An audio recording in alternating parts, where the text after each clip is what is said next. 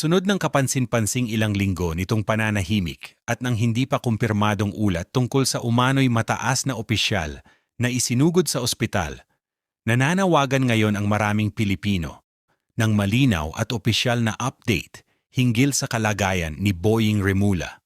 Sa social media, paulit-ulit na binabanggit ng mga netizens ang biglaang pagkawala ng ombudsman sa media spotlight. Para sa marami, hindi ito pangkaraniwan. Lalo't kilala si Remula bilang isang opisyal na mahilig humarap sa press conferences, nagbibigay ng panayam, at aktibong nakikibahagi sa mga diskurso. Dahil sa kawalan ng presensya at opisyal na paliwanag, lalo pang lumalakas ang espekulasyon.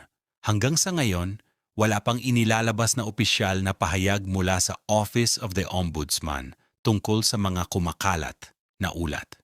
Ang kawalan ng malinaw na komunikasyon ang siyang nagpapalakas sa panawagan ng publiko para sa transparency.